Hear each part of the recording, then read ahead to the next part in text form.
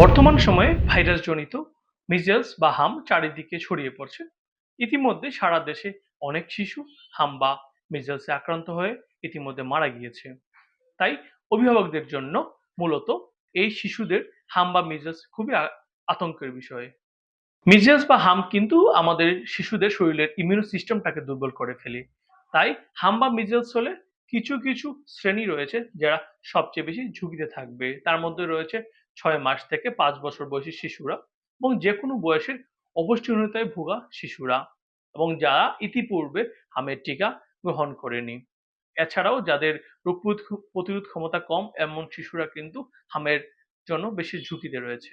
হামের প্রাথমিক লক্ষণগুলোর মধ্যে রয়েছে বাচ্চার জ্বর আসবে, নাক দিয়ে পানি পড়বে, চোখে অস্বস্তি অথবা চোখ লালচে হয়ে যেতে পারে, সেই সঙ্গে বাচ্চার কাশিও থাকতে পারে।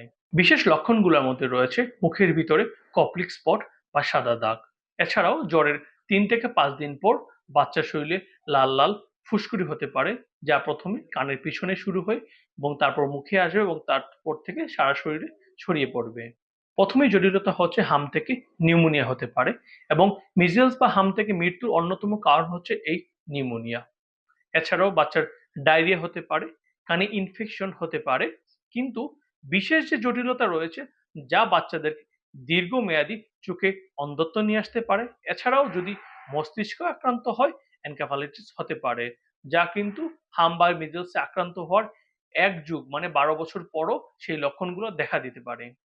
যদি হাম হয়েই থাকে তাহলে প্রথমেই যদি জ্বর আসে জ্বরের জন্য বাচ্চার বয়স এবং ওজন অনুযায়ী প্যারাসিটামল সিরাপ দিতে হবে। এছাড়াও বাচ্চাকে বেশি বেশি তরল খাবার লিকুইড খাবার দিতে হবে। সেই সঙ্গে বাচ্চাকে ভিটামিন এ ক্যাপসুল দিতে হবে। ভিটামিন এ ক্যাপসুলের ডোজ রয়েছে 6 মাসের কম বয়সী বাচ্চাদের জন্য 50,000 ইন্টারন্যাশনাল ইউনিট ক্যাপসুল, 6 মাস থেকে 11 মাস বয়সী বাচ্চাদের জন্য 1 লক্ষ ইন্টারন্যাশনাল ইউনিটের ক্যাপসুল এবং 1 বছরের বেশি বাচ্চাদের জন্য 2 লক্ষ ইন্টারন্যাশনাল ইউনিট। এছাড়া হামের জন্য কিন্তু টিকার ব্যবস্থা রয়েছে। আমাদের সরকারের মাধ্যমে এক্সপেন্ডেড প্রোগ্রাম ইমিউনাইজেশন বা ইপিআই এর মাধ্যমে 9 মাসে এমআর টিকা দেওয়া হয়, সেটি প্রথম ডোজ, এবং 15 মাস শেষ হলে কিন্তু দ্বিতীয় টিকা দিতে হয় এবং এই দুইটি টিকা কিন্তু আমাদের হাম বা মিজেলস থেকে রক্ষা করে এবং এই দুইটি টিকা যদি নেওয়া থাকে তাহলে হাম বা মিজেলসে আক্রান্ত হলেও শিশুরা কিন্তু যথেষ্টই সুরক্ষা পায়। যদি কোনো বাসায় হাম বা মিজেলসে আক্রান্ত হয় তবে সাথে সাথেই কিন্তু বাচ্চাকে অন্যান্য বাচ্চা থেকে আলাদা করতে হবে, কারণ একটি হাম বা মিজেলস আক্রান্ত শিশু থেকে 18 থেকে 20 জন শিশু কিন্তু আক্রান্ত হতে পারে। তবে বিশেষ লক্ষণীয় যে হাম বা মিজেলসে আক্রান্ত শিশুর শরীরে র্যাশ ওঠার 4-5 দিন আগ থেকেই কিন্তু সে অন্যান্য মানুষদেরকে আক্রান্ত করতে পারে। সেজন্য এই ব্যাপারে আমাদেরকে খুব বেশি খেয়াল রাখতে হবে।